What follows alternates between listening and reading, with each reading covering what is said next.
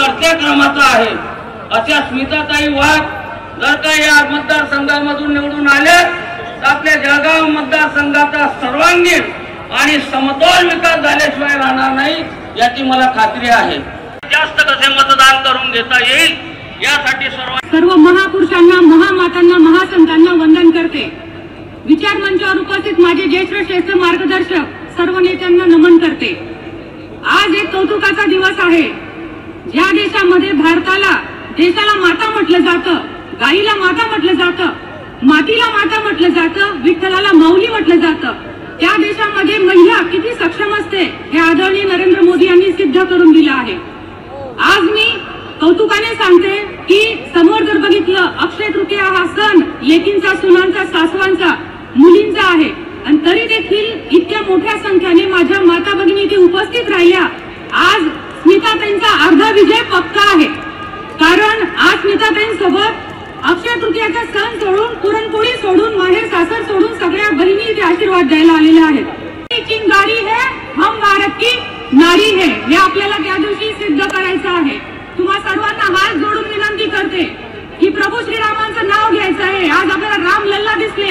आज या भारतामध्ये, या महाराष्ट्रामध्ये प्रत्येक माणसाला आईचं नाव लावायला भाग पाडलं असे एकनाथजी शिंदे साहेब आहेत। जळगाव ग्रामीणचे आमचे वाघांचे जे गांधीची तोफ पडले जातात, आमचे गुलाबरावजी पाटील आहेत, आमचे गिरीश भाऊ महाजन आहेत, आमचे अनिल भाईदास आहेत, आमचे राजू मामा आहेत आणि असे भाऊ ज्या बहिणीच्या पाठीशी उभे राहिले ना त्या बहिणीला कुठे झुकायची वेळ येणार नाही। आपण कमळ या बटनासमोर भारतीय जनता पार्टीच्या उमेदवाराला विजय करावं हे आपल्या बहिणीचं आपल्याला सगळ्यांना मागणं आहे।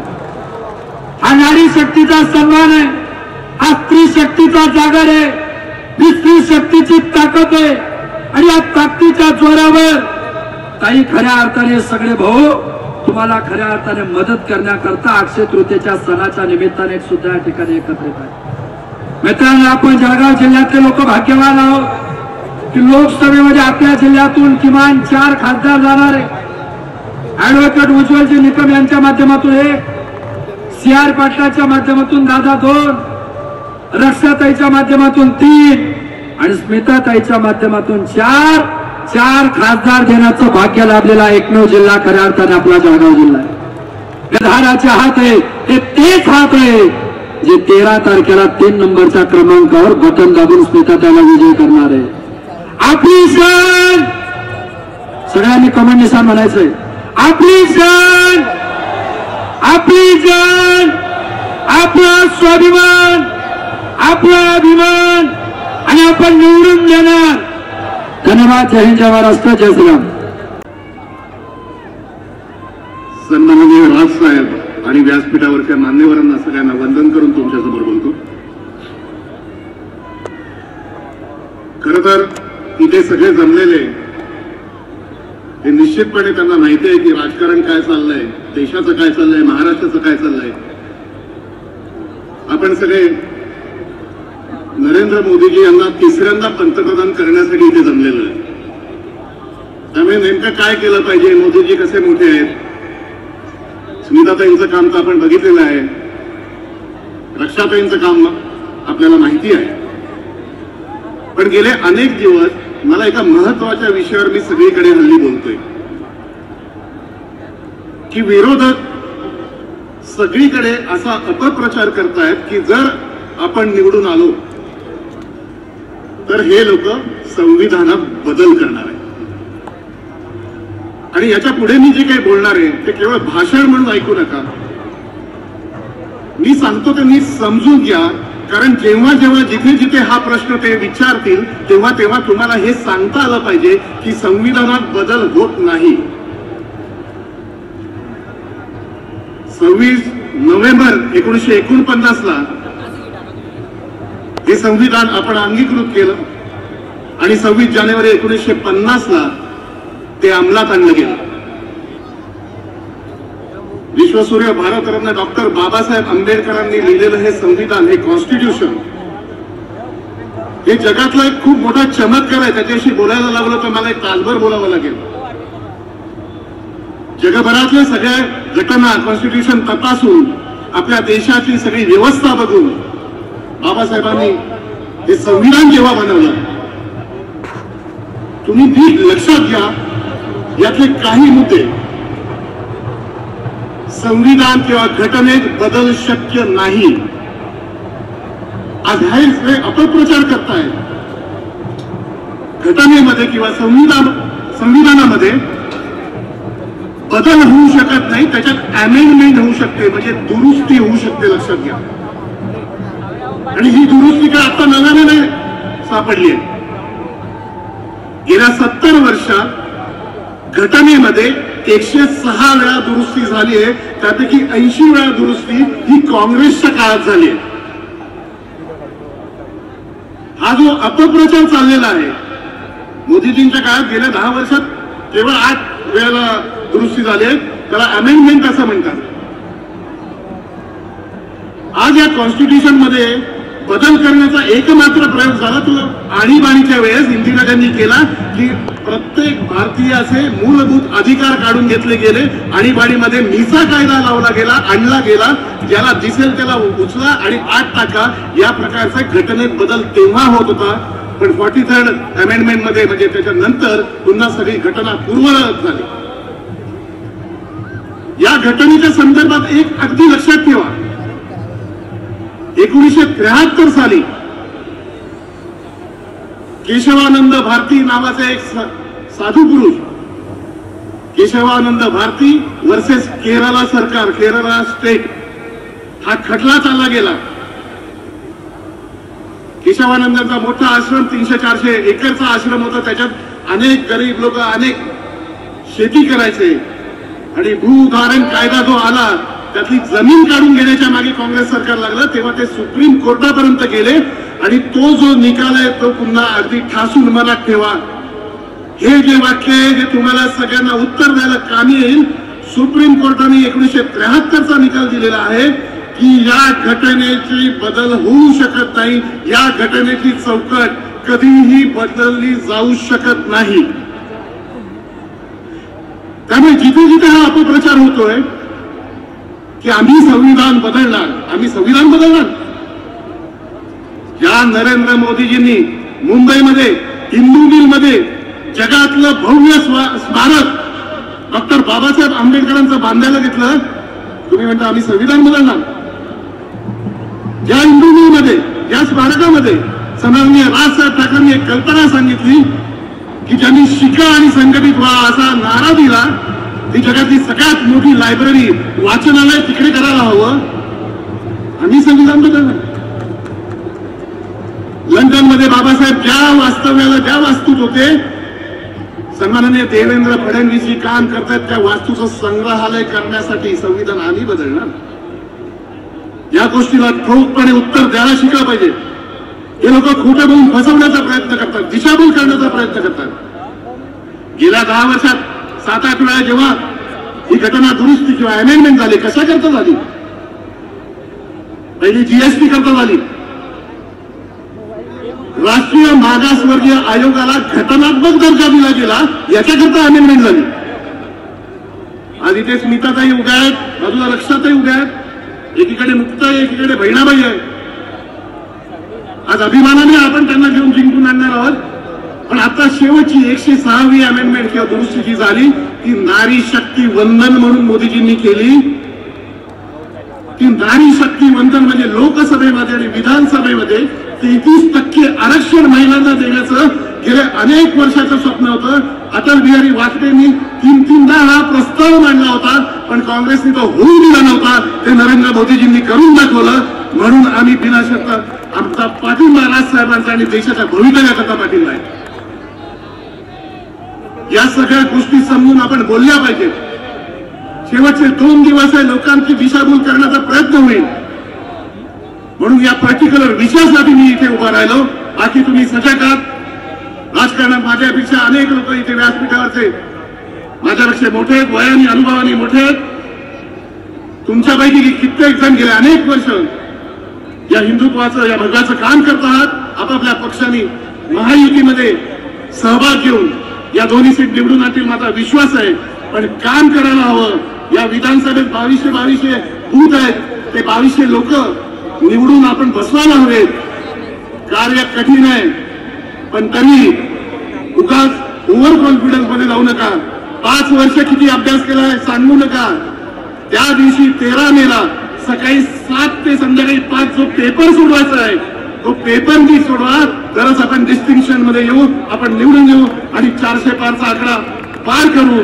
मला हा विश्वास व्यक्त करतो आणि थांबतो. जय हिंद, जय महाराष्ट्र. माननीय राजसाहेब ठाकरे यांनी जी नवनिर्माणाची चळवळ सुरू केलेली आहे, या नवनिर्माणाच्या चळवळीचा एक नम्र पाईक या नात्याने आपल्यासमोर बोलण्यासाठी उभा आहे. आज या ठिकाणी जळगाव लोकसभा मतदारसंघाच्या महायुतीच्या उमेदवार स्मिता वाघ यांच्या प्रचारार्थ नितीन गडकरी साहेब येत आहेत. त्यानिमित्ताने व्यासपीठावर उपस्थित असलेले जळगाव जिल्ह्याचे पालकमंत्री श्री गुलाबरावजी पाटील, दुसरे मंत्री सन्माननीय अनिल भाईदाजी पाटील, सर्व व्यासपीठावरील आमदार किशोरप्पा, राजूमामा भोळे, चंदूभाई पटेल, माजी खासदार ए.टी. नाना पाटील, सर्व व्यासपीठावरील आमदार, खासदार, माजी आमदार, महायुतीच्या सर्व पक्षाचे पदाधिकारी आणि या ठिकाणी जमलेल्या स्मिता वाघ यांना खासदार करण्यासाठी अत्यंत उत्सुक असलेल्या सर्व जळगाव लोकसभा मतदारसंघातील मतदार बंधू, भगिनी आणि मातांनो,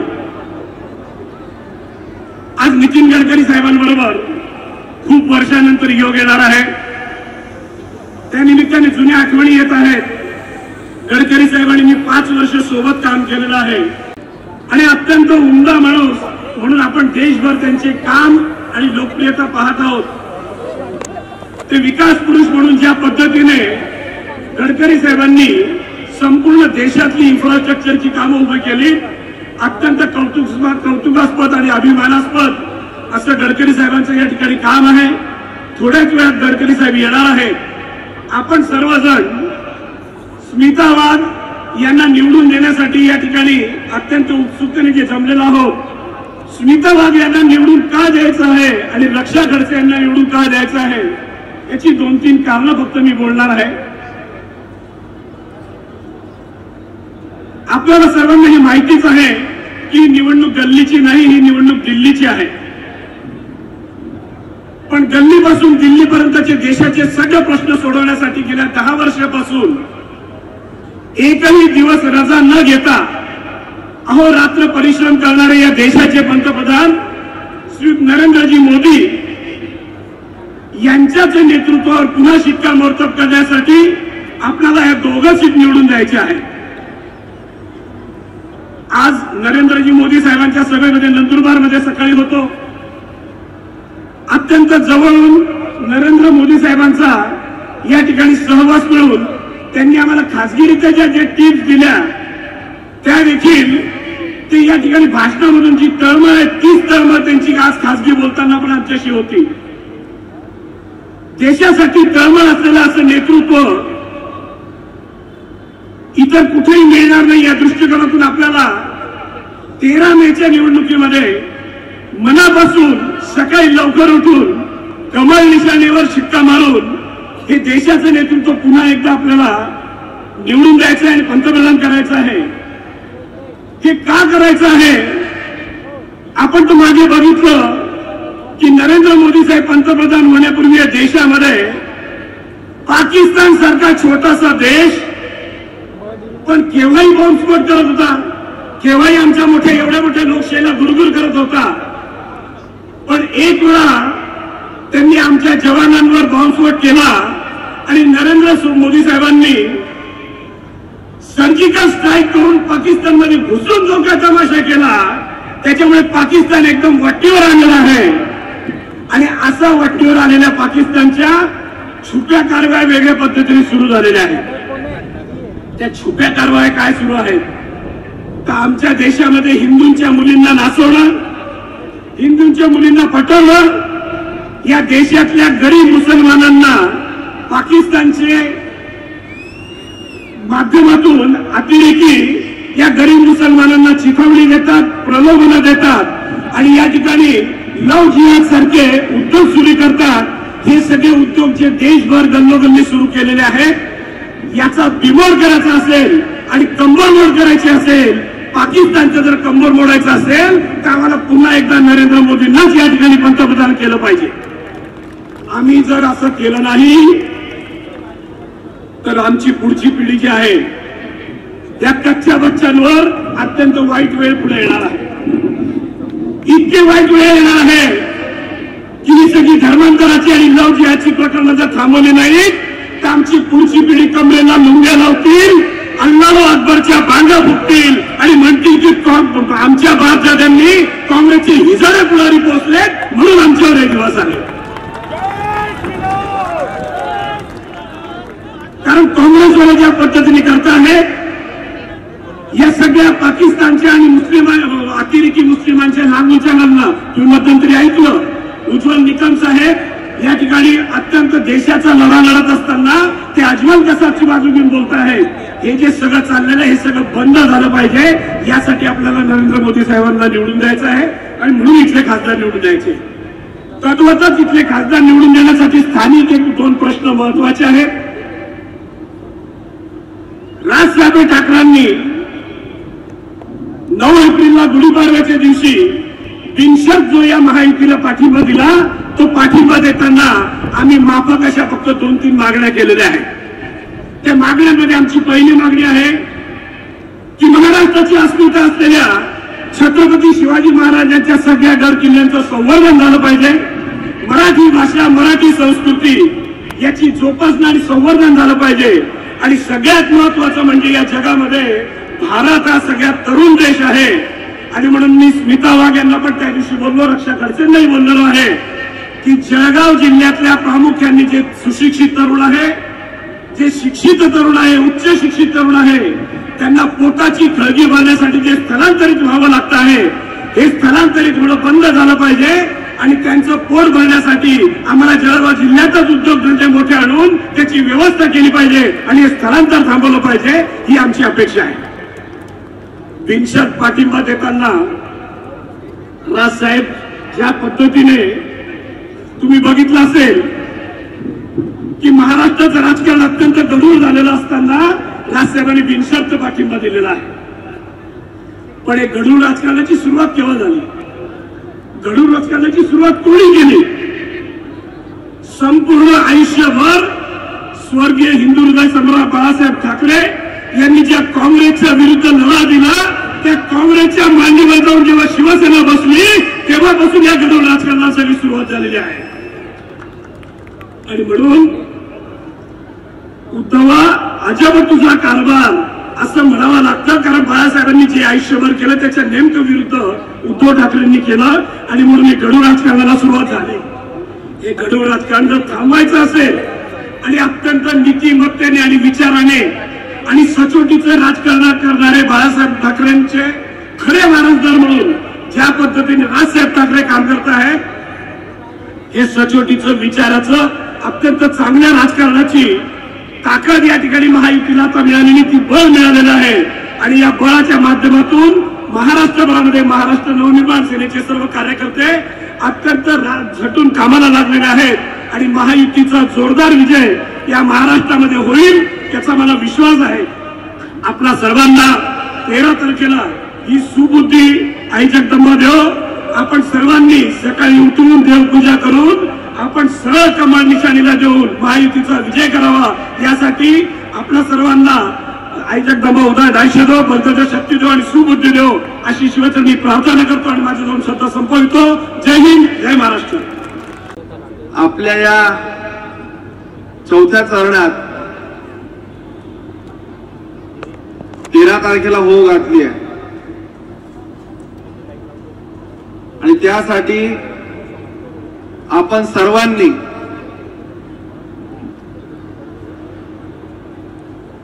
ज्यांनी या देशाला एका उंचीवर नेलं, देशाचा गौरव नुसत्या आपल्याच देशात नाही कुठल्याही देशात गेलं तर अभिमानाने ऊर भरून यावा अशी ज्यांनी ख्याती मिळवून दिली त्या मोदीजींना पुन्हा पंतप्रधान करण्यासाठी 3 नंबरच्या निशाणीवर स्मिताताईंना आपल्याला बटन दाबून प्रचंड मताधिक्याने निवडून द्यायचं आहे.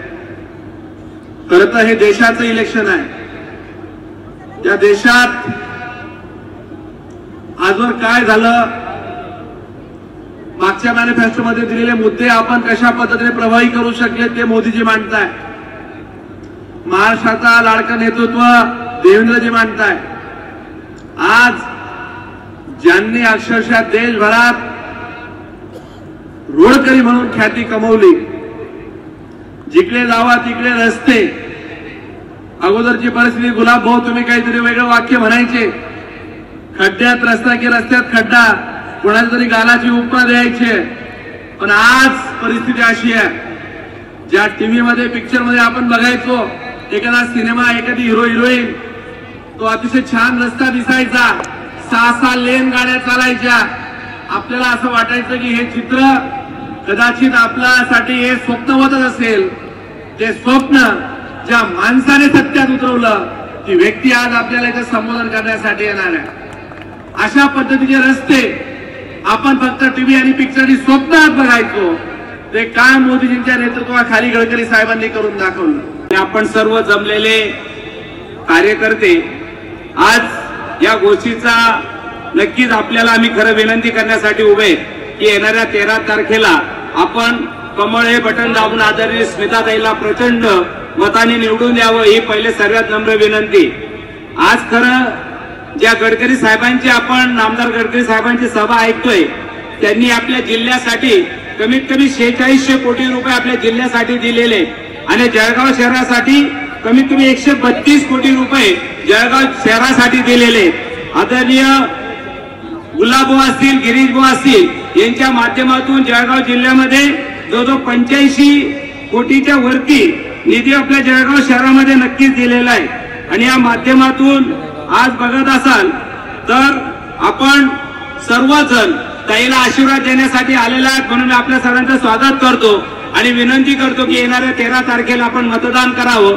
फक्त एकच विनंती करेल, काही लोकांनी आदरणीय नामदार गिरीश भाऊवरती संकट मोत्यांच्या ऐवजी संकट म्हटलं.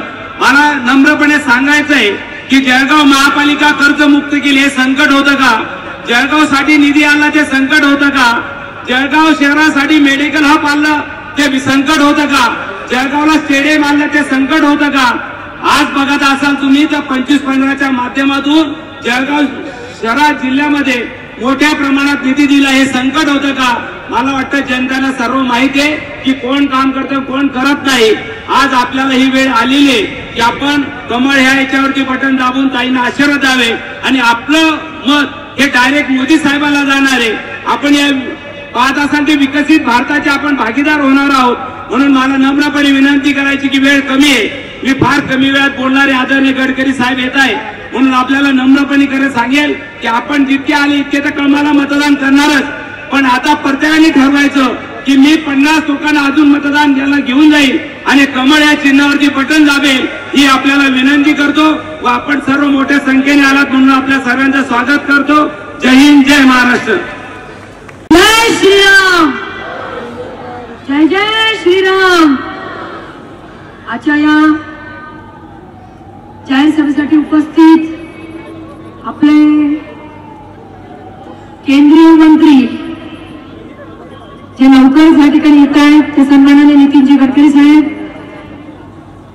दुसरे आपले पाहुणे येत आहेत या ठिकाणी आमच्या प्रदेशाचे अध्यक्ष सन्माननीय बावनकुळे साहेब, आपल्या जिल्ह्याचे लाडके पालकमंत्री सन्माननीय गुलाब भाऊ, आमचे दुसरे मंत्री सन्माननीय अनिल दादा, आमचे मार्गदर्शक सन्माननीय चिमन आबा, राजमामा भोळे, आमचे लहान बंधू मंगेश दादा, आमचे दुसरे बंधू किशोरप्पा, या ठिकाणी उपस्थित माजी खासदार एटी नाना, सन्माननीय माजी खासदार उल्हास दादा, माजी आमदार सन्माननीय चंदू भाऊ, माजी आमदार सन्माननीय रणदीपजी सावरकर, जयप्रकाशजी बाविस्कर साहेब, टाळ्या वाजून गडकरी साहेबांचं आणि बावनकुळे साहेबांचं स्वागत करायचं आहे. गडकरी साहेब तुम आगे बढ़ो, गडकरी साहेब तुम आगे बढ़ो.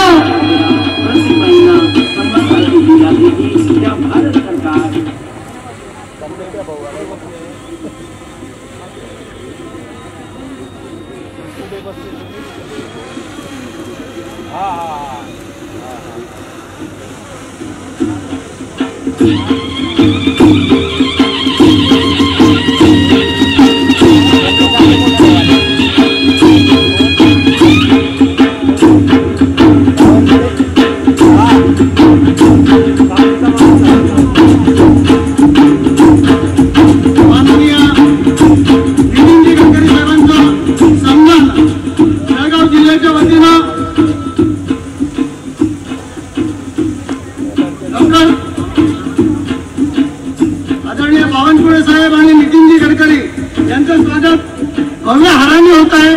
सर्व प्रमुख अतिथींचं स्वागत सुद्धा सर्व माननीय मंत्री महोदयांच्या स्वागत सुद्धा माल्यार्पण हाराने होत आहे।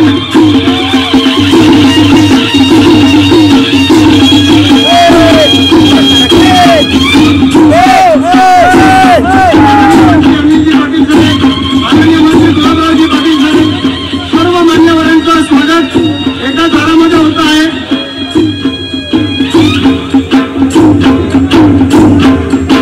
भारतीय जनता पक्षाला मराठा महासंघाने सुद्धा पाठिंबा जाहीर केलेला आहे, त्यांचा सुद्धा खूप खूप धन्यवाद। मराठा महासंघाचा मी खूप धन्यवाद व्यक्त करतो, त्यांनी भारतीय जनता पक्ष व महायुतीला आपला पाठिंबा जाहीर केलेला आहे। वेळ कमी असल्यामुळे मी फार आता काही जास्त बोलणार नाही। मी आपल्या सगळ्यांना एवढंच म्हणणार आहे की भारतीय जनता पार्टीच्या माध्यमातून वेगळ्या पदावर काम करता आली, जनतेची सेवा करता आली, जनतेची सेवा करता आली। मी एवढंच आपल्या सगळ्यांना सांगेल, मी तुमच्यातच एक या ठिकाणी उभी आहे आणि गडकरी साहेबांच्या आणि सन्माननीय पंतप्रधानांच्या नरेंद्र मोदींच्या माध्यमातून जो विकास आहे त्या विकासाच्या सगळेजण आपण सोबत राहा। मी आपल्याला सगळ्यांना एवढं आवडीने विनंती करणार आहे की 13 तारखेला मतदान आहे, आपण सगळेजण, माझा क्रमांक 3 आहे, कमळ माझी निशाणी आहे, आपण सगळेजण जास्तीत जास्त मताधिकारी या ठिकाणी मला निवडून द्याल अशी आशा आपल्या ठिकाणी व्यक्त करते। आणि जाता जाता एवढं सांगेल, उठणार नाही, मातणार नाही, विकासाचा वसा सोडणार नाही। मी तुमच्यातच एक आहे, विकासाच्या सोबत मी कायम 5 वर्ष तुमच्या सोबत राहील। आपण सगळेजण कमळाजवळ मतदान करून मला जास्तीत जास्त मताधिकारी विजयी करा असं आपल्याला आव्हान करते आणि या ठिकाणी थांबते। जय हिंद, जय महाराष्ट्र।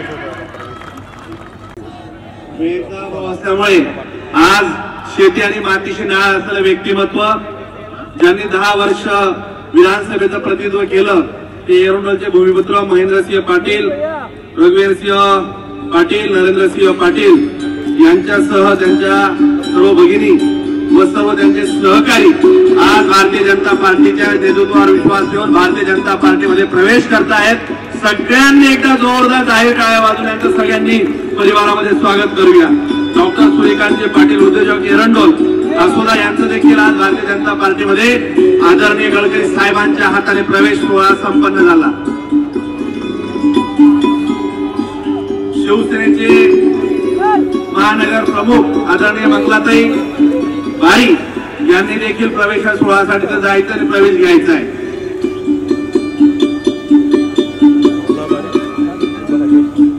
मी सन्माननीय गुलाबराव पाटील साहेबांना विनंती करतो की आपण आपलं मनोगत थोडक्यात व्यक्त करावं।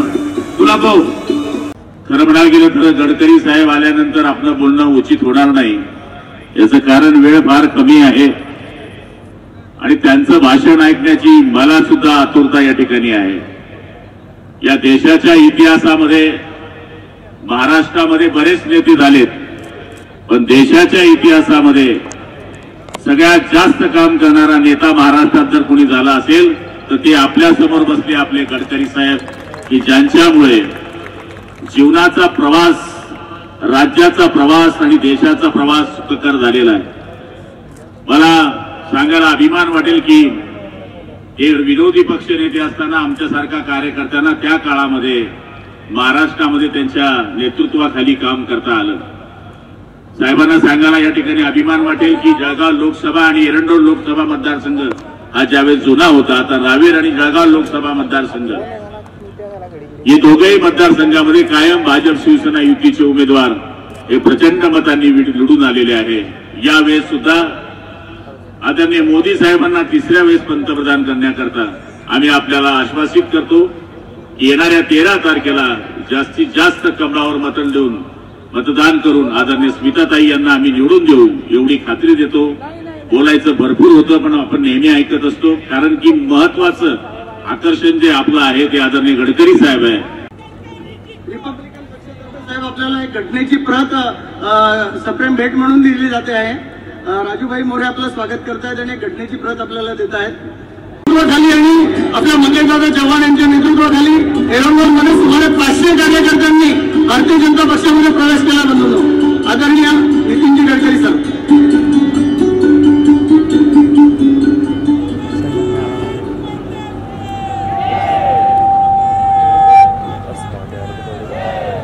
महाराष्ट्र सरकारमध्ये माननीय मंत्री, माझे जुने सहकारी आदरणीय गुलाबराव पाटील, दुसरे मंत्री माननीय अनिलदादा पाटील, आपल्या सगळ्यांच्या समर्थनाने या निवडणुकीत निश्चितपणे विजय होणार अशा आपल्या सगळ्यांच्या उमेदवार श्रीमती स्मिताताई, विद्यमान आमदार मंगेशदादा चौहान, माननीय श्री सुरेश भोळे, माननीय श्री किशोर अप्पा पाटील, माननीय श्रीमान चिमणरावजी पाटील, माजी खासदार केटीनाना पाटील, माजी खासदार उल्हास पाटील, माजी आमदार जयप्रकाश बाविस्कर, माजी आमदार महेंद्रसिंग पाटील, चंदूबाई पाटील, मंचावर उपस्थित आपल्या महायुतीचे सर्व सन्माननीय नेते मंडळी आणि उपस्थित माझ्या बांधवांना आणि बहिणींना, बऱ्याच दिवसांनी जळगावमध्ये येण्याची मला संधी मिळाली आणि आपल्या सगळ्यांचं दर्शन घेण्याचं भाग्य लाभलं, याबद्दल आपल्या सगळ्यांना सर्वप्रथम मी खूप खूप शुभेच्छा देतो, आपल्या सगळ्यांचं अभिनंदन करतो. माझ्या बांधवांना आणि बहिणींना, ही निवडणूक अतिशय महत्वाची निवडणूक आहे. ही निवडणूक कोणाचं भविष्य किंवा भवितव्य ठरवणारी निवडणूक नाहीये. ही निवडणूक आपल्या देशाचं भविष्य आणि भवितव्य ठरवणारी निवडणूक आहे. आपल्या सगळ्यांना माहिती आहे की 1947 साली आपल्या देशाला स्वातंत्र्य मिळालं आणि पंडित जवाहरलाल नेहरू देशाचे प्रधानमंत्री झाले. पंडितजींनी काँग्रेसच्या धोरणाचा पुरस्कार केला.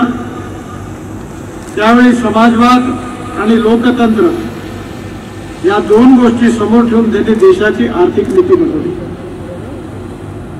त्याच वेळी आपल्या देशामध्ये कम्युनिस्ट चळवळ पण जोरात होती. उजवे आणि डावे कम्युनिस्ट जोरात होते.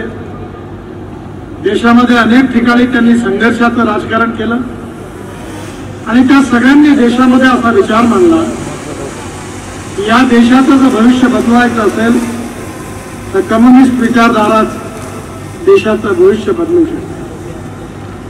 त्याच काळामध्ये तिसरी पार्टी म्हणजे समाजवादी पार्टी, डॉक्टर राम मनोहर लोहिया यांनी स्थापन केलेल्या समाजवादी पार्टीचे दोन भाग झाले. एक प्रजा समाजवादी पार्टी होती आणि एक संयुक्त समाजवादी पार्टी. जॉर्ज फर्नांडिस, मधु लिमय, मधु दंडवते, नागा गोरे, एस एम जोशी यांच्यासारखे दिग्गज नेत्यांनी समाजवादी चळवळीचं नेतृत्व केलं. पण आज देशाला 75 वर्ष झाली आणि या 75 वर्षाच्या सामाजिक, आर्थिक आणि राजकीय इतिहासामध्ये जर तुम्ही बारकाईने निरीक्षण केलं तर कम्युनिस्ट पार्टी केवळ देशातच नाही तर जगात ठिकठिकाणी संपली. ज्यावेळी चीनमध्ये मी भारतीय जनता पार्टीचा अध्यक्ष असताना भारतीय जनता पार्टीचं डेलिगेशन चीनच्या राष्ट्रपतींनी आणि पार्टीच्या अध्यक्षांनी आम्हाला निमंत्रित केलं होतं. आम्ही ज्यावेळी चीनमध्ये पोहोचलो त्यावेळी शांघायमध्ये गेल्यानंतर लक्षात असं आलं की मोठ्या प्रमाणावर पब्लिक प्रायव्हेट इन्व्हेस्टमेंट मंगोलियन वंशाचे जे चायनीज होते, तसं आपल्याकडे NRI आहे, नॉन रेसिडेन्शियल इंडियन, तसे नॉन रेसिडेन्शियल चायनीज जे मंगोलियन वंशाचे होते ते जगात खूप श्रीमंत आहेत. त्यांनी भरपूर पैसा चायनामध्ये आणला आणि त्यांनी आर्थिक धोरण, लिबरल धोरण स्वीकारलं.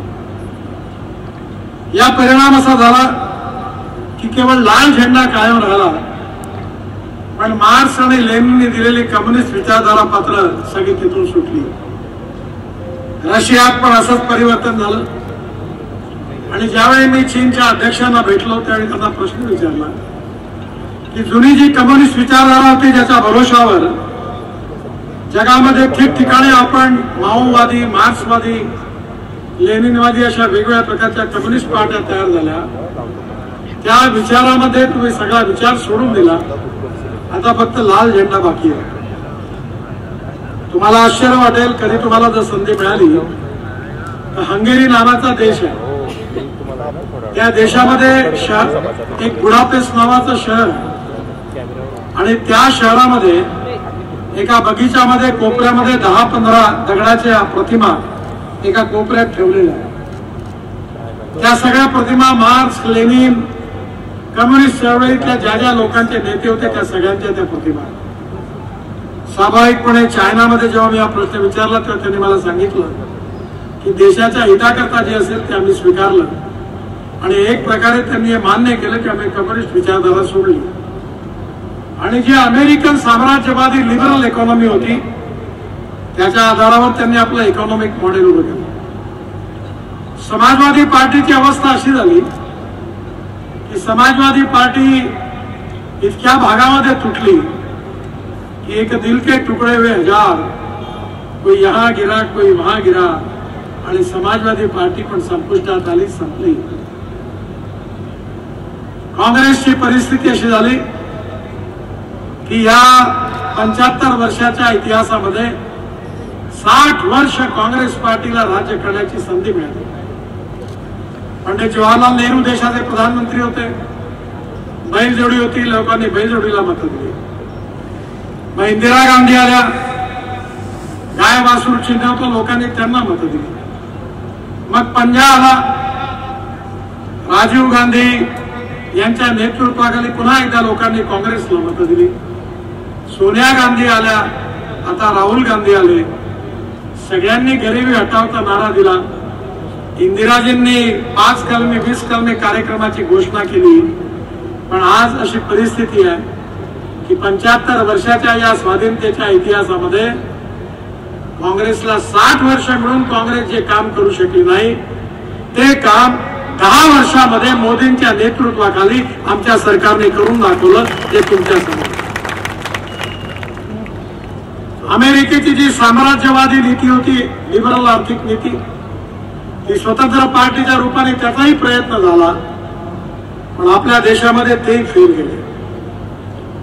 भारतीय जनता पार्टीने पंडित दीनदयाळ उपाध्याय यांच्यापासून प्रेरणा घेऊन समाजातले जे शोषित आहे, पीडित आहे, दलित आहेत, जे सामाजिक आर्थिक शैक्षणिक दृष्ट्या मागासलेले आहेत, या समाजातल्या शेवटच्या पायरीवर उभे आहेत, जे दरिद्र नारायण आहेत, ज्यांना राहायला घर नाही, अंगावर वस्त्र नाही, खायला अन्न नाही, त्या दरिद्र नारायणाला रोटी, कपडा आणि मकान कसं देता येईल आणि त्यांचं जीवन सुसह्य कसं करता येईल या आधारावरचं सामाजिक आर्थिक चिंतन हे अंत्योदयाच्या रूपाने मांडलं आणि तेच उद्दिष्ट घेऊन आम्ही समोर जातो आहे.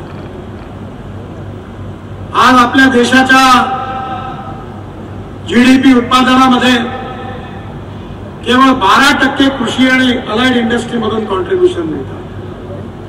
22 ते 24% मॅन्युफॅक्चरिंग सेक्टर मधून मिळतात आणि जवळपास 52 ते 54% सर्व्हिस सेक्टर मधून मिळतात. ज्यावेळी ते स्वतंत्र झाला त्यावेळी 90% भारताची जनता गावामध्ये खेड्यामध्ये राहत होती. काँग्रेसच्या काळामध्ये या 60 वर्षामध्ये 30% जनता मायग्रेट झाली. लोकांनी गावं सोडली आणि मुंबई, कलकत्ता, चेन्नई, बेंगलोर, नागपूर, पुण्यासारख्या शहरामध्ये गावातली लोक झोपडपट्टीमध्ये राहायला गेली. पण त्यांनी सांगितलं की आम्हाला रोजगार पाहिजे, गावातलं जीवन आता काही अर्थ नाही. त्यावेळी शेतकऱ्यांचं आंदोलन व्हायचं. त्यावेळी शेतकरी एक नारा द्यायचे की शहरातल्या शहरी माणसाची, ऑफिसरची मुलगी काय म्हणते, शेतकरी नवरा नको म्हणते.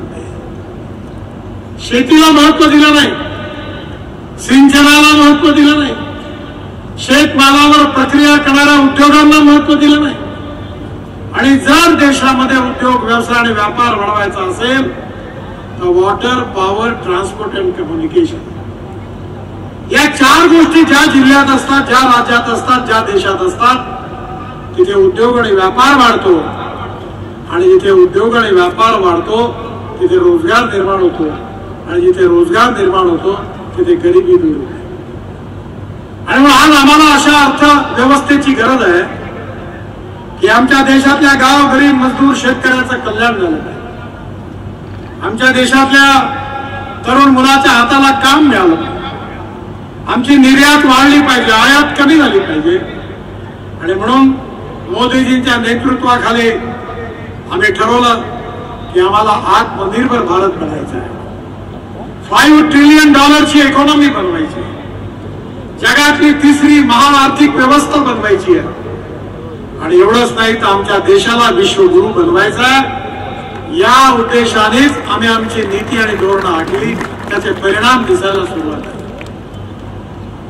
आज मला आनंद आहे की आपला शेतकरी केवळ अन्नदाता होता, त्याला खऱ्या अर्थाने ऊर्जादाता आणि इंधनदाता आमच्या सरकारने बनवलं. केवळ ऊर्जा आणि इंधनदाता नाही बनवलं. मी आता मलकापूरमध्ये होतो, तिथे मला आपल्या घरून चहा घेऊन येणारा वसंत खंडेलवाल्यांचा एक नातेवाईक भेटला. त्यांनी चहा पिल्यावर मी त्याला विचारलं, तुम्ही काय करता? ते म्हणाले, मी मक्याचं ट्रेडिंग करतो. मी काल भुवनेश्वर मध्ये होतो आणि परवा मी बिहार मध्ये होतो. तिन्ही ठिकाणचा एकच अनुभव. मी त्याला विचारलं, मक्याला भाव किती आहे? त्यांनी सांगितलं 2200 रुपये क्विंटल. साहेब म्हणे, तुम्ही इथेनॉल सुरू केला म्हणून 2200 रुपये भाव आहे, नाही तर 1200-1300 रुपयामध्ये मका विकणं कठीण. मी बेगुसराय मध्ये, पटनामध्ये होतो, बिहारमध्ये गिरिराज सिंग यांच्या प्रचार सभेला. तिथे मी विचारलं, इथे काय होतं? म्हणे मका होतो. एक स्थिती अशी होती आजही देशामध्ये आहे की ऍग्रिकल्चर प्रोडक्शन सरप्लस आहे आणि त्यामुळे आपली जी कमर्शियल प्राइस आहे ती कमी आहे आणि MSP जास्त आहे. कापूस स्वस्त आहे, कापड महाग आहे. गहू स्वस्त आहे, ब्रेड बिस्किट महाग आहे. तांदूळ स्वस्त आहे, सरप्लस आहे. गहू सरप्लस आहे. पंजाब आणि हरियाणामध्ये रेल्वे स्टेशनवर ताडपत्र्या टाकून गहू तांदूळ ठेवतात, ठेवायला जागा नाही आहे. आणि त्यावेळी आमच्या सरकारने हे धोरण स्वीकारलं की या देशातला शेतकरी हा इंधनदाता झाला पाहिजे. आज तांदूळापासून, मक्यापासून, शुगरकेन ज्यूस पासून, मोलायसेस पासून, बांबू पासून, राईस स्ट्रॉ पासून इथेनॉल तयार होऊन आलेला आहे आणि इथेनॉल पुरतं मर्यादित नाही आहे. मी नेहमी याचा प्रचार करतो. माझ्याकडे नागपूरला आणि दिल्लीला एक गाडी आहे, टोमॅटोची इनोवा. त्या गाडी 100% इथेनॉलवर चालते आणि त्या गाडीमध्ये 60% वीज तयार करते. ज्याला विश्वास असेल ते नागपूरला या, नाही तर दिल्लीला या. आणि ती गाडी जेवढा ऍव्हरेज देते पेट्रोलच्या तुलनेत जर तुलना केली तर पेट्रोलचा भाव 25 रुपये लिटर होतो. मी ट्रान्सपोर्ट मंत्री आहे म्हणून अधिकाराने सांगतोय, TVS, होंडा, हिरो, बजाज यांनी आता मोटरसायकल, स्कूटर तयार केलेला आहे इथेनॉलवरचे. मीच लॉन्च केलं. आता एवढंच नाही तर सुझुकी, मारुती, टोयोटो याच्या पुढच्या 3-4 महिन्यामध्ये त्यांच्या गाड्या सगळ्या 100% इथेनॉलवर येणार आहे. इंडियन ऑइलने 300 इथेनॉलचे पंप सुरू केलेले आहेत. आपला देश 16 लाख कोटी रुपयाची आयात करतो फॉसिल फ्युएलची, पेट्रोल आणि डिझेलची. ते आता 8 ते 10 लाखांनी कमी होणार आहे आणि या देशातला शेतकरी समृद्ध आणि संपन्न होणार आहे आणि गावातल्या तरुण मुलाच्या हाताला काम मिळणार. हे धोरण बदललं. अटल बिहारी वाजपेयी जेव्हा प्रधानमंत्री होते, मला आठवतं की 2 गोष्टी अटल बिहारी वाजपेयींनी केल्या. राम नाईकांच्या नेतृत्वाखाली ते पेट्रोलियम मंत्री होते, एक शिष्टमंडळ ब्राझीलला पाठवलं, त्यात मलाही त्यांनी पाठवलं. मी ब्राझीलमध्ये गेलो, तिथे इथेनॉलचे पंप पाहिले. 26% इथेनॉल पेट्रोलमध्ये टाकतात आणि गाड्या चालताना पाहिल्या. आता ज्या गाड्या हिंदुस्थानमध्ये मर्सिडीज, BMW, टोयोटो, सुझुकी याच गाड्या तिकडे इथेनॉलवर चालतात, आपल्या देशात का नाही? हे आम्ही डोळ्याने पाहिल्यावर वाजपेयींना रिपोर्ट दिला. तेव्हा अटल बिहारी वाजपेयींनी पहिल्यांदा निर्णय घेतला की 10% पेट्रोलमध्ये इथेनॉल टाकायचं. त्यानंतर आज आपण 20% गेलोय आणि आता 100%वर जाणार. माझ्या बांधवांनो, बहिणींनो, केवळ इथेनॉल आम्ही तयार नाही केलं. आता स्पाइस जेटचं एक विमान डेहराडून वरून दिल्लीला आणलं आणि आपल्या शेतकऱ्यांनी तयार केलेल्या इथेनॉलवर चेंज करून bio aviation fuel, sustainable aviation fuel म्हणजे हवाई इंधन तयार केलं. विमान आणलं. एवढंच नाही तर 2 वर्षापूर्वी 26 जानेवारीला एअरफोर्सचे फायटर जेट, हेलिकॉप्टर शेतकऱ्यांनी तयार केलेल्या हवाई दलावर चालले आणि आता 6 महिन्यापूर्वी एअर एशियाचं विमान टाटाने 100% शेतकऱ्यांनी तयार केलेल्या बायोफ्युएलवर चाललं। आता तो दिवस दूर नाहीये की आपल्या देशातला शेतकरी केवळ अन्नदाता नाही, त्याला ऊर्जादाता बनवलं, इंधनदाता बनवलं आणि आता तर पानिपत मध्ये मीच इनिशिएटिव्ह घेऊन इंडियन ऑइल एक मोठा प्रोजेक्ट टाकलेला आहे की जी परली म्हणजे राईस स्ट्रॉ जाळतात त्याच्यापासून 1 lakh litre ethanol per day, 150 ton डांबर बिटुमिन आणि 78,000 ton bio aviation fuel per year तिथे बनायला सुरुवात झाली। 350 प्लॅन देशात असे सुरू झाले, त्यातले 40 सुरू झाले, बाकीच्यांचं काम सुरू आहे की जे पराठ्या, तुराट्या, ज्वारीचे फंड, सोयाबीनचे कुटार, तणस याच्यापासून बायो सीएनजी आणि एलएनजी तयार करून आले, शेतकऱ्याचे ट्रॅक्टर त्याच्यावर चालू झाले। तयार होताना ब्लॅक हायड्रोजन आणि पेट्रोलियम पासून तयार होतो ब्राऊन हायड्रोजन तयार होतो। आणि माझं स्वप्न आहे या देशातला शेतकरी हा हायड्रोजन तयार केल्याशिवाय राहणार नाही आणि हा देश एनर्जीला आयात करणारा नाही तर एनर्जीला निर्यात करणारा देश बनेल, हे आपल्या सरकारचं धोरण आहे। आपल्याकडे आपण दरवर्षी 1 लाख करोड रुपये केमिकल फर्टिलायझर, सुफला, युरिया मिश्र खताकरता सबसिडी देतो। अमेरिकेतला एक तरुण सायंटिस्ट मला भेटला, त्यांनी सांगितलं मी नॅनो युरिया तयार केला, नॅनो मिश्र खत तयार केलेला, नॅनो सुपर फॉस्फेट तयार केला, नॅनो पोटॅश तयार केलेला आहे। मी सगळं बघितलं, रिपोर्ट चांगले होते। मी म्हटलं तो प्रधानमंत्र्यांना भेट, मोदींच्या त्याची भेट घेऊन दिली, त्यांनी त्याला सपोर्ट केला। फेडरल मिनिस्ट्रीने धोरणाऐवजी फक्त 2 पोते नॅनो युरिया, 2 बॉटल नॅनो युरियाच्या आणि 2 बॉटल मिश्र खताच्या द्रोणमधून फवारा केला। 75% पिकाला गेलं आणि 25% फक्त वाया गेलं आणि मला 88 टन पर एकर ऊसाचं उत्पादन झालं। माझी गोष्ट म्हणजे आपला उत्पादन खर्च 4,000 रुपयांनी कमी झाला, उत्पादन वाढलं आणि म्हणून 15,000 महिला बचत गटाला आपण आता द्रोण दिले, द्रोण दिली आणि आता यानंतर प्रत्येक गावामध्ये गावातल्या शिकलेल्या तरुण मुलाला आपण द्रोण देणार आहे आणि 700 रुपयामध्ये तो एकरी फवारणी करते। शेतीमध्ये तंत्रज्ञान आलं पाहिजे, ज्ञान आपल्या देशामध्ये, जगामध्ये सगळे आपले भारतीय लोक उत्तम काम करत आहेत। मी जपानच्या प्रधानमंत्र्याला भेटलो होतो, ते म्हणाले मला mister Gadkari please tell me की तुमच्या देशातले सॉफ्टवेअर इंजिनियर्स एवढे हुशार कसे आहेत, त्यांच्या डोक्यामध्ये काही मॅथमॅटिक्सचे जीन्स आहेत का? आज जगाच्या कानाकोपऱ्यामध्ये आपले सॉफ्टवेअर इंजिनियर उत्तम काम करत आहेत। अमेरिकेमध्ये 10 चांगल्या डॉक्टरपैकी 6 डॉक्टर भारतीय, ब्रिटनमध्ये आपल्याकडचे 10 चांगल्या डॉक्टरपैकी 6 भारतीय आहेत।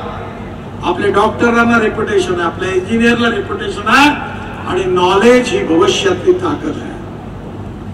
Innovation, entrepreneurship, science, technology, research skill and successful practices याला आपण नॉलेज म्हणजे ज्ञान म्हणतो। And conversion of knowledge into wealth हे आपलं भविष्य आहे। आज आपण आपल्या कानाकोपऱ्यात स्टार्टअप तयार झाला, इंजिनिअरिंग रिसर्चला महत्व मिळालं। केवळ कृषी क्षेत्रात नाही, इंजिनिअरिंग क्षेत्रात आज आपण जगामध्ये निर्यातीत पुढे चाललो आहे। आपल्या कृषी निर्यातीमध्ये आपली 3 पट झाली आहे, अजून पुढे काम करायची गरज आहे। या देशामध्ये समृद्धता आली पाहिजे, संपन्नता आली पाहिजे, हा देश विकसनशील झाला पाहिजे। आज जगामध्ये एका मोठ्या चांगल्या कन्सेप्टची चर्चा आहे, domestic happy human index, UNO मध्ये आहे। याचा सोपा अर्थ आहे सुखांक।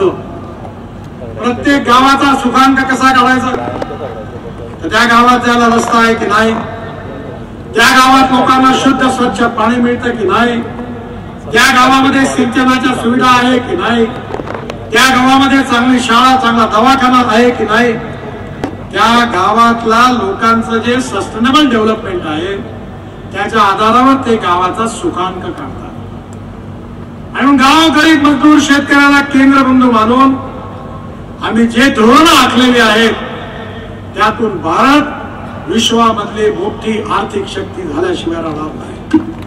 या धोरणामुळे झाल्याशिवाय राहणार. मी रोडचे कामं करतो, मी रोडवर काही बोलणार नाही. तुम्ही सगळेच बघता कशा रोड बनले. मी 50 लाख कोटी रुपयाची कामं केली. 50 लाख कोटी.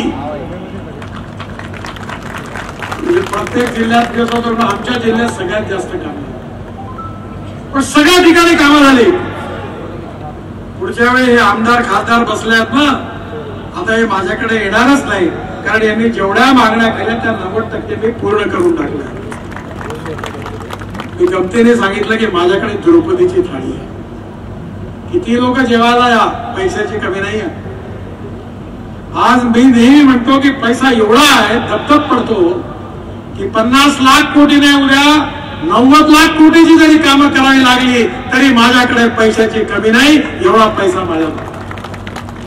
या देशामध्ये पैशाची कमी नाही, तंत्रज्ञानाची कमी नाही, इमानदारीने काम करणाऱ्यांची कमी आहे. ही 50 लाख कोटी रुपयाची कामं केलेली आहे, भडवेगिरी केली नाही. तुम्ही कोणाही कॉन्ट्रॅक्टरला विचारा, त्याला आपलं काम मिळण्याकरता कधी मला भेटायची गरज पडली नाही. काय कारण आहे? मला एका विदेशी चित्रपटाने इंटरव्ह्यू घेत असताना असं विचारलं, तुम्ही एवढ्या कामं कशा करता? त्याला मी राष्ट्रीय स्वयंसेवक संघाचा स्वयंसेवक आहे आणि आम्हाला शिकवला, हम 2 4 रहे न रहे, तेरा वैभव अमर रहे. या मातृभूमी करता आम्हाला काम करायचंय. आमचे आदर्श छत्रपती शिवाजी महाराज आहे. शिवाजी महाराज आमच्या हृदयस्थानात आहे. यशवंत, कीर्तिवंत, वरदवंत, सामर्थ्यवंत, जाणता राजा, निश्चयाचा महामेरू, भंत जनासी आधारू, अखंड स्थितीचा निर्धारू, श्रीमंत योगी. आदर्श राजा, आदर्श पिता, आदर्श शासक. प्रत्येक आदर्शाचा एकच आदर्श असेल, तो म्हणजे छत्रपती शिवाजी महाराज. माझ्या घरामध्ये माझ्या आई वडिलांचा फोटो नाहीये, पण माझ्या ऑफिसमध्ये आणि माझ्या भिंतीवर, ऑफिस मधल्या भिंतीवर छत्रपती शिवाजी महाराजांचा फोटो आहे. छत्रपती शिवाजी महाराजांना अपेक्षित असणारी शिवशाही, प्रभू रामचंद्राचा भव्य राम मंदिर बनलं, मंदिर बनवून होणार नाही. या देशामध्ये महात्मा गांधी म्हणाले, अनेक लोक म्हणाले की रामराज्य आलं पाहिजे, म्हणजे आदर्श राज्य आलं पाहिजे. रामराज्य आणि शिवशाही हे दोन्ही स्वप्न पूर्ण करायचं आहे, हेच आमचं ध्येय आहे. आणि या देशाला विश्वगुरु बनवायचा आहे, जगातली मोठी आर्थिक व्यवस्था बनवायचा आहे. ज्ञान, विज्ञान, तंत्रज्ञानाच्या आधारावर जगामध्ये आर्थिक प्रगतीमध्ये मोठी प्रगती देशाला करायची आहे. आणि मूल्याधिष्ठित जीवन पद्धती, परिवार पद्धतीच्या आधारावर योग, विज्ञान, आयुर्वेद, इतिहास, संस्कृती आणि विरासत याच्या आधारावर पूर्ण विश्वाला मार्गदर्शन करण्याची ताकद माझ्या देशामध्ये आहे, याचा मला अभिमान आहे. ही निवडणूक केवळ मंत्री बनण्याकरता, आमदार खासदार बनण्याकरता नाही. केवळ मंत्री बनणं, आमदार बनणं, खासदार बनणं आमचं स्वप्न नाही आहे. राज बदलणं एवढं स्वप्न नाही आहे, समाज बदलणं हे आम्हाला स्वप्न आहे. आज जातीयवादाचं राजकारण सुरू आहे, सांप्रदायिकतेचं सुरू आहे, सगळीकडे वेगवेगळ्या प्रकारची चर्चा आहे. माणूस हा जातीने मोठा नसतो, माणूस हा गुणाने मोठा असतो. या समाजात इच्छुवाद, अस्पृश्यता, जातीयता नष्ट झाली पाहिजे. आणि बाबासाहेब आंबेडकरांनी सांगितलेली सामाजिक समता आणि आर्थिक समता प्रस्थापित झाली पाहिजे, हे आमचं उद्दिष्ट आहे. महात्मा ज्योतिबा फुलेंनी सांगितलेली समता ही समाजात प्रस्थापित झाली पाहिजे. कोणी व्यक्ती जात, पंथ, धर्म, भाषा, सेक्स यांनी मोठा नाही, तो आपल्या कार्याने आणि कर्तृत्वाने मोठा आहे. मी पण लोकसभेची निवडणूक लढतोय, लाखो मतांनी निवडून येणार आहे, पूर्णपणे 101% चिंता करू नका. माझ्या ताकद आहे. मी बाळासाहेब ठाकरेंमध्ये पाहिलं. बाळासाहेब कधी जातीवादाचं राजकारण करत नव्हते आणि म्हणून मी सगळ्यांना सांगितलं नागपूरला कि मैं नागपुर का हूं, नागपुर मेरा परिवार है और मैं सबके लिए काम करूंगा और जो जात की बात करेगा उसको कस के पड़ेगी लात. ज्यांना आपल्या कार्य आणि कर्तृत्वावर निवडून येता येत नाही ते जातीच्या ढाली पुढे करतात. या समाजातली गरिबी, भूकमारी, बेरोजगारी दूर केली पाहिजे. या समाजामध्ये सामाजिक आर्थिक बदल झाला पाहिजे. स्मार्ट विलेज झाले पाहिजे. गाव गरीब मजदूर शेतकऱ्याचं कल्याण झालं पाहिजे. हा देश जगातली महाशक्ती आणि विश्वगुरु झाला पाहिजे. याकरता आम्हाला काम करायचं आहे. जातीयवादामध्ये सांप्रदायिकतामध्ये अटकायचं नाहीये. अपप्रचार केला जातो की आम्ही बाबासाहेबांचं संविधान बदलणार. मी लॉचा विद्यार्थी होतो, लॉ ग्रॅज्युएट आहे. मी काही फार हुशार विद्यार्थी नव्हतो. 75 साली आणीबाणी आली आणि मी त्यावेळी आणीबाणीच्या विरोधातच कामाला लागलो. 11वीत माझं पर्सेंटेज कमी मिळालं, 52% मिळालं. आणि माझं दुर्भाग्य असं की मला सायन्स ग्रुपमध्ये फक्त 49.26% मिळाले. माझी इंजिनिअरिंगचे ऍडमिशन करता मी डिस्क्वालिफाय झालो. आता मला 9 डिलीट्स मिळाल्या, डॉक्टरेट. पंजाबराव कृषी विद्यापीठाचे मिळाले. बाबासाहेब आंबेडकर संभाजीनगर औरंगाबाद विद्यापीठाचे मिळाले. महात्मा ज्योतिबा फुले राहुरीची मिळाली. रामानंद तीर्थ नांदेडची मिळाली. परभणी कृषी विद्यापीठाचे मिळाली. आणि भारतातल्या मोठ्या मोठ्या अजून 5 युनिव्हर्सिटीच्या डिलीट्स मिळाल्या. पण मी एवढा विद्वान नाही, त्यामुळे डॉक्टर नाव नाही लावत. पण मी तुम्हाला एक गोष्ट सांगतो, मी लॉ ग्रॅज्युएट होतो. घटना जी आता मला भेट दिली ती घटना मी वाचली आणि त्या घटनेचा अभ्यास पण करायची मला संधी मिळाली. केशवानंद भारती म्हणून सुप्रीम कोर्टामध्ये केस आली होती. त्यावेळी सुप्रीम कोर्टाचे चीफ जस्टिस जे होते त्यांच्या नेतृत्वाखाली 7 सुप्रीम कोर्टाचे जज होते आणि त्यांनी आपल्या देशाच्या न्यायालयीन इतिहासामध्ये दिलेला निर्णय की silent features of the constitution cannot be change. घटनेचे मूलभूत तत्व कुठल्याही सरकारला, कुठल्याही पार्लमेंटला, कुठल्याही राष्ट्रपतीला, कुठल्याही प्रधानमंत्र्याला मूलभूत तत्व बदलता येऊ शकत नाही. हा खंडपीठाचा सुप्रीम कोर्टाच्या चीफ जस्टिसचा निर्णय आहे. हे मूलभूत तत्व कोणती आहेत? लोकतंत्र, समाजवाद, धर्मनिरपेक्षता, freedom of speech, fundamental rights. हे बदलूच शकत नाही. पण घटनेचा जो बी पार्ट आहे त्याच्यामध्ये अनेक कलम आहेत, ती बदलल्या जाऊ शकतात. आणि मला सांगताना तुम्हाला दुःख होत आहे की जे आज आमच्यावर आरोप करत आहेत की आम्ही बाबासाहेबांचं संविधान बदलणार आहोत म्हणून, आम्ही तर बदलणार नाहीच. पण हे संविधान तोडायचं, भरवण्याचं काम 80 वेळा ही घटना तोडायचं पाप कोणी जर केलं असेल तर काँग्रेस पार्टीने केलं याचं त्यांनी उत्तर द्या.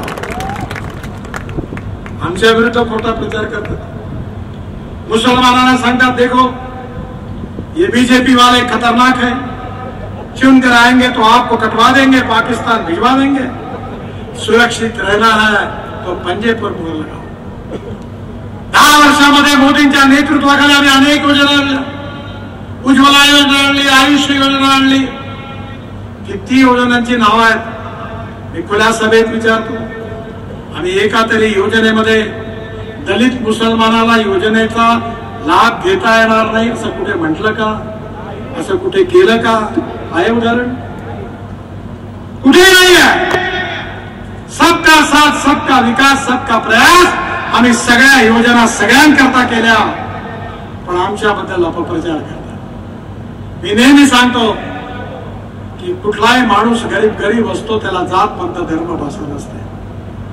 गॅसचं सिलेंडर, पेट्रोल, डिझेल ज्या भावामध्ये हिंदूला मिळतं त्याच भावात मुसलमानाला मिळतं. आणि म्हणून माझ्या बांधवांनो, बहिणींनो, तुमचं भविष्य बदलायचं असेल, देशाला समृद्ध संपन्न करायचं असेल, विश्वगुरु बनवायचं असेल, तिसरी महाआर्थिक शक्ती बनवायचं असेल, गाव गरीब मजदूर शेतकऱ्याचं कल्याण करायचं असेल, तरुण मुलाच्या हाताला काम द्यायचं असेल आणि हा देश सुखी समृद्ध संपन्न शक्तिशाली करायचा असेल, या देशाच्या सीमा सुरक्षित ठेवायच्या असतील, आतंकवादाला संपवायचं असेल, अशी ताकद या देशात निर्माण करायची आहे की कोणी शत्रू राष्ट्र आपल्याकडे डोळे उठारून पाहू शकत नाही, अशी ताकद आपल्याला निर्माण करायची आहे. तो देश निर्माण आपण केलेला आहे. पण आज अपप्रचार करतात. मी काश्मीरमध्येच केवळ 2 लाख कोटी रुपयाची 25 टनेल बांधतोय. आशियामधली सगळ्यात मोठी टनेल झोजिला तिथे बांधतोय. आम्ही कधी भेदभाव नाही केला. ज्यांनी मत दिलं त्यांचीही कामं केली, ज्यांनी मतं दिली नाही त्यांचीही कामं केली. लोकशाहीमध्ये प्रत्येकाचा अधिकार आहे आणि म्हणून मी आपल्याकडे आलो आहे की ही निवडणूक स्मिताताईंच्या भविष्याचा फैसला करणारी निवडणूक नाहीये. ही निवडणूक खऱ्या अर्थाने माझ्यासमोर बसलेल्या जनतेच्या भविष्याचा आणि भवितव्याचा निर्णय घेणारी निवडणूक आहे. जर तुमचा भविष्यकाळ चांगला करायचा असेल, तुमचा सुखांक वाढवायचा असेल, गरिबी भूकमरी बेरोजगारी दूर करायची असेल, शेतकऱ्यांना समृद्ध संपन्न करायचं असेल, सिंचनाच्या सुविधा वाढवायच्या असतील, कृषी मालावर प्रक्रिया करणारे उद्योग निर्माण करायचे असतील आणि या देशाचं हे सामाजिक आर्थिक चित्र बदलायचं असेल, ते एकच पर्याय आहे की मोदींच्या नेतृत्वाखाली एनडीएचं सरकार आणा, तरच तुमचं भविष्य बदलणार आहे, नाही तर मग धोकाच आहे. मी जेव्हा भारतीय जनता पार्टीचा महाराष्ट्राचा अध्यक्ष होतो तेव्हा स्मिताताई अतिशय उत्तम कार्यकर्ते होते. कार्य करण्याची क्षमता त्यांच्यामध्ये आहे. प्रामाणिकपणे त्यांनी पक्षाचं काम केलं आणि एवढंच नाही तर तुमचे सगळे प्रश्न लोकसभेत मांडण्याची ताकद त्यांच्यामध्ये आहे. तुमचे प्रश्न सोडवण्याची ताकद आहे. तुम्ही काळजी करू नका. मोदींची गॅरंटी आहे आणि माझी पण गॅरंटी आहे. आम्ही दोघंही त्यांच्या मागे उभा आहोत. त्यामुळे जळगावहून निघालेली सुपरफास्ट एक्सप्रेस ही काही घंट्यातच दिल्लीत पोहोचल्याशिवाय राहणार नाही. आणि मी तर आता दिल्ली मुंबई एक्सप्रेस हायवेला जळगाववाल्यांकरता सुरतवरून कनेक्टिव्हिटी दिली आहे. 1 लाख कोटी रुपयाचा रस्ता आहे आणि आता नवीन रस्ता बांधतोय सुरतवरून नाशिक, नाशिकवरून अहमदनगर, अहमदनगरवरून सोलापूर, सोलापूरवरून कर्नूल, कर्नूलवरून कन्याकुमारी, त्रिवेंद्रम, चेन्नई, बेंगलोर, मंगलोर, कोची, त्रिवेंद्रम आणि मग सुरतवरून पुढे दिल्ली, दिल्ली एक्सप्रेस हायवे, दिल्लीवरून दिल्ली कटरा हायवे, डायरेक्ट कटरा, तिथून 18 टनेल बांधले आहेत. श्रीनगर, श्रीनगरवरून झेडमोर टनेलवरून जोजिला, जोजिलावरून सरळ लडाख आणि लेह आणि लडाख लेहवरून पुन्हा 8 टनेल बांधायला सुरुवात केली आहे. तिथून डायरेक्ट हिमाचल प्रदेशामध्ये मनाली आणि मनालीला जायला, मनालीवरून रोहतांग पास जायला 3.5 तास लागायचे. आम्ही अटल टनेल बांधली, आता 8 मिनिटात जातो. 8 मिनिटात म्हणजे काश्मीर से कन्याकुमारी तक. आणि तुम्ही आता इथून सुरतला जुळले का कन्याकुमारीला जाऊ शकता आणि तिकडे काश्मीर, लडाख, लेह पर्यंत जाऊ शकता. 4 लेन एक्सप्रेस हायवे ऍक्सिस कंट्रोल 120 किलोमीटरच्या स्पीडनी आपली गाडी घेतली, बसले की पोहोचले तिकडे. मला अनेक लोक जुन्या गाड्या विकत घ्यायला लागले. केवळ आम्ही रोड नाही बांधले, आपली श्रद्धास्थान आहे. बद्रीनाथ, केदारनाथ, गंगोत्री, यमुनोत्री 12,000 कोटीचा रस्ता बांधला. मी मानस सरोवरचा रस्ता 90% बांधून पूर्ण केला. आता चीनमध्ये जायची गरज नाही, नेपाळमध्ये जायची गरज नाही. तर मानस सरोवरला जर जायचं असेल तर उत्तराखंड मधल्या पिथौरागड पासून नेपाळ आणि चीनच्या सीमेच्या बाजूनी तिथे -8 डिग्री टेम्परेचर आहे. तिथून मानस सरोवर पर्यंतचं 90% काम झालेलं आहे. आपल्या महाराष्ट्रातलं पंढरपूर, आपलं श्रद्धास्थान, देव आळंदी 12,000 कोटी रुपयाचा पालखी मार्ग बांधला आहे. तुळजापूर, अक्कलकोट, गाणगापूर, माहूर, आपल्या सगळी तीर्थस्थानं चांगल्या रस्त्याने जोडली आहे. कारण आपल्या देशात तीर्थाटन वाढलं पाहिजे. आपली संस्कृती, इतिहास, विरासत महान आहे. हा देशाची संस्कृती आमच्या सगळ्यांची शक्ती आहे आणि हा देशाचा सर्वांगीण विकास झाला पाहिजे, हेच आमचं मिशन आहे. हे पूर्ण करण्याकरता आपण सगळ्यांनी स्मिताताईंना प्रचंड मताने विजयी करावं, कमळाच्या फुलाची बटन दाबावी आणि रेकॉर्ड मार्जिनने त्यांना विजयी करावं, ही विनंती करण्याकरता मी आपल्याकडे आलोय. 10 वाजेपर्यंत वेळ आहे, आता 5 मिनिटं कमी आहे. त्याच्या आधीच मी आपलं भाषण संपवतो. पुन्हा एकदा स्मिताताईंना खूप खूप शुभेच्छा. आपल्या सगळ्यांना धन्यवाद आणि माझ्याबरोबर जोरात म्हणा, भारत माता की, भारत माता की, भारत माता की.